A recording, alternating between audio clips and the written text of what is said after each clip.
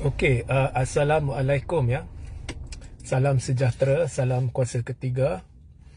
So macam biasa, jika audio jelas, boleh tolong maklumkan kepada saya, share ramai-ramai dan sertai Telegram saya Regi Jesse Ritaudin. Okey. So Parlimen akan bersidang bermula hari ini selama 35 hari tak silap saya, sehingga Disember. Sehingga minggu kedua di bulan Disember, so 35 hari. Dan tumpuan persidangan kali ini adalah Belanjawan 2025. Okay. Now, saya ada dua pesan buat pembangkang. Pesan pertama actually buat pembangkang, pesan kedua untuk semua kerajaan dan pembangkang ya. Now, pesan pertama saya didorong oleh permintaan-permintaan, soalan-soalan banyak. Awak tahulah saya suka jawab soalan kan. Tapi ada satu soalan atau soalan-soalan yang menyentuh satu isu yang saya dah lama tolak tepi. Saya tak mau jawab lah, saya ignore lah, saya tidak hiraukan. Iaitu pertanyaan-pertanyaan daripada penyokong Perikatan Nasional bila kerajaan nak tumbang. Dan benda ni, soalan ni ditanya, saya rasa dah setahun lebih saya tak hiraukan isu ni. Tapi ditanya, so saya buat tak tahulah. Saya buat dirt je soalan tu. So, pembangkang setakat ni tunjukkan dengan sama ada dengan retorik dia, dengan kenyataan sana sini oleh pemimpin dia dan sebagainya, bahawasanya mereka ni berstrategi nak tumbangkan kerajaan. So diharapkan di dalam sidang parlimen ini saya nak lihat wajah pembangkang yang berfungsi sebagai check and balance, bukannya hanya nak serang.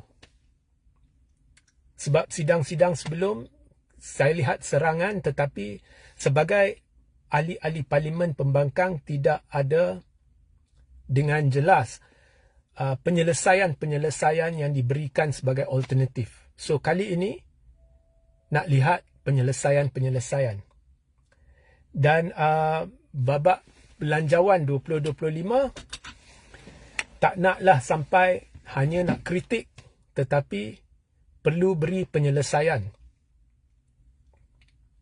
dan berbincang berdebat secara konstruktif ya, dan lupakan ya segala apa percaturan ya untuk cuba gagalkan Belanjawan or anything of that nature ya. So itu pertamalah. Kedua, berkenaan Belanjawan juga. So pembangkang sudah wujudkan portfolio seperti seolah-olah ada satu shadow government lah. Portfolio di kalangan pemimpin mereka, ahli parlimen mereka, yang ini in charge of economy, yang itu in charge. So benda tu sudah lama dibuat. So saya harapkan ada Belanjawan alternatif yang dirangka oleh pembangkang. Ya, kalau saya ketua pembangkang, benda ni saya dah wajibkan, dan saya takkan tunggu kerajaan bentang baru saya bentang. Saya dah pun buat preparation. Of course, pembangkang tak boleh bentang Belanjawan dia di parlimen sebab dia bukan kerajaan. Tetapi persediaan saya sudah lama buat kalau saya ketua pembangkang. Dan kemudian saya akan tunggu dan lihat pembentangan Belanjawan kerajaan, dan kita akan buat penambahbaikan. Dan kemudian setelah sesi parlimen ini tamat pada bulan Disember, saya akan minta pembangkang untuk menerbitkan Belanjawan alternatif. So saya harap kalau pembangkang belum mulakan perangkaan Belanjawan alternatif, mulakanlah.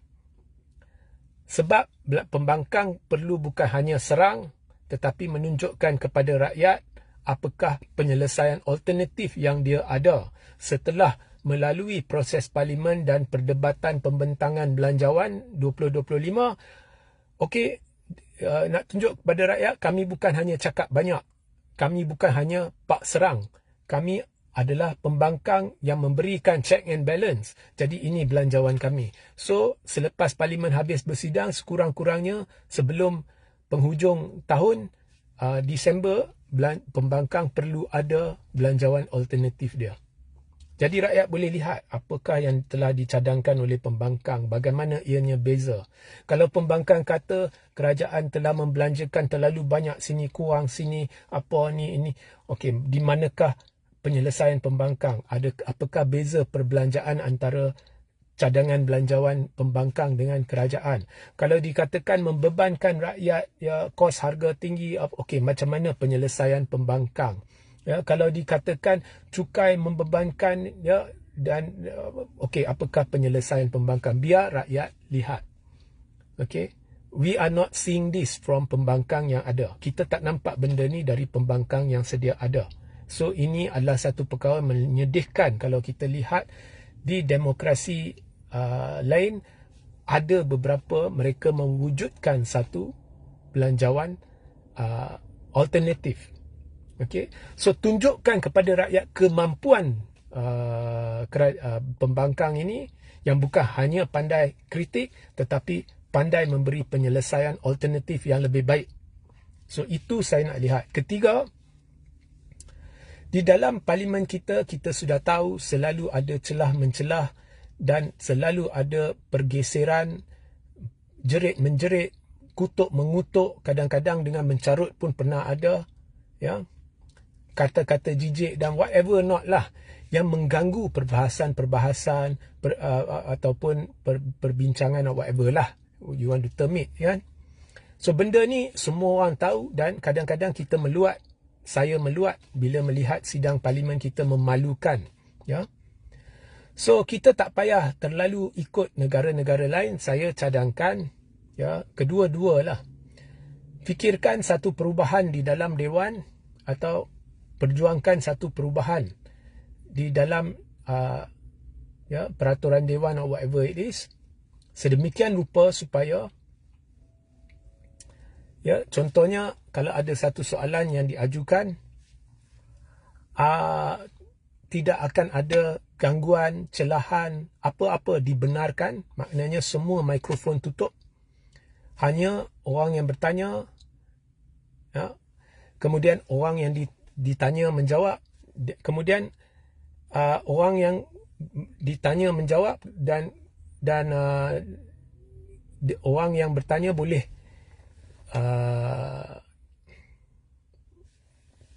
bangun sekali lagi dan kata, ya, beri hujah tambahan sampai let's say 4-5 kali or whatever, ya. So saya tanya soalan, dia jawab, kemudian saya tak puas hati, saya tanya lagi, dia jawab, you know that. So ada had dia. Dan dalam pada itu semua mikrofon ditutup, tidak dibenarkan diadakan celahan or whatever it is lah, gangguan or whatever it is. Juga peraturannya bahawa jika yang bertanya dan ditanya sedang belum habis had dia, contohnya 5 kali, awak boleh tanya dan dia jawab balik ke 6 kali whatever. Dalam pada masa itu, walaupun mikrofon tutup, jika ada sesiapa bangun bercakap, dia terus dihalakan keluar dewan. Terus. Itu dah jadi peraturan. Kita buat benda tu, okey, ini untuk meningkatkan kualiti di dalam dewan. Ya, dan kemudian selepas dah habis tempoh itu, baru ada masa orang yang mungkin berniat nak buat celahan atau nak bertanya, dia boleh bertanya. Ada satu had masa diberikan untuk orang lain mungkin bertanya or whatever it is lah. So lakukannya lebih tertib, ya, supaya pergerakan dewan lebih lancar, tidak ada gangguan. Kita kena ikut acuan kita lah. Kita kena lihat perangai MP-MP kita dari sudut sejarah dan lakukan perubahan ikut acuan kita lah, ya.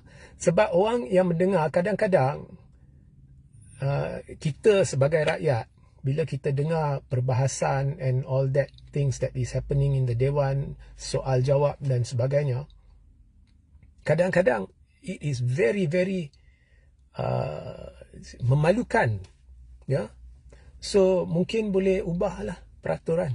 Mungkin ada, kalau ada sokongan yang cukup, mereka boleh melihat benda ni, benda itu boleh ditimbulkan. Saya pun bukan berapa pakar, ya, how's the procedure, because saya bukannya wakil rakyat, ya. Tetapi usahakan benda tu, dan diharap tak adalah mengganggu sebegitu, be more civilized, ya. So ini harapan saya bagi parlimen yang bakal bersidang. So tumpuannya belanjawan, ya, dan pembangkang perlu ambil serius benda ni, dan tolong bantu matikan, ya, di kalangan, tak kira lah cyber trooper ke, aktivis ke, kumpulan penyokong ke, influencer ke, tolong hentikan apa jua perbincangan berhubung dengan sekiranya ada, ya, bahawa perlu cuba untuk gagalkan belanjawan, ya.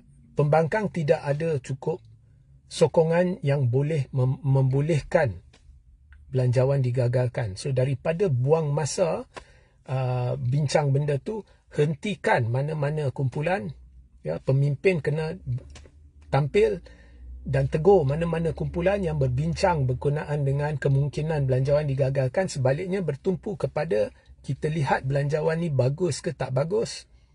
Jika tak ada bagus, apa penyelesaian pembangkang? For the first time, fokus nak jadi pembangkang yang baik, bukannya nak jadi pak serang, ya. Sebab akhirnya misi ahli-ahli parlimen adalah mewakili rakyat dan membantu rakyat, bukannya membantu diri sendiri untuk menjadi kerajaan, untuk nak fikir, nak kuasa dan sebagainya, ya. So itu pesan saya lah, ya. So bagi mereka yang bertanya saya bila nak tumbang and all that, saya takkan layan, ya. Okey, kerajaan ni takkan tumbang. Saya nak Anwar kekal sampai PRU 16, sampai parlimen bubar, biar penggal penuh, ya. Tak tahulah bila dia nak bubar parlimen, itu hak dia lah nak menasihatkan yang di-Pertuan Agong. Pembangkang tidak ada kapasiti untuk tumbangkan kerajaan ini. So stop, bantu hentikan retorik ini, ya. So sehingga kita berjumpa di live seterusnya. Assalamualaikum, salam sejahtera dan salam kuasa ketiga.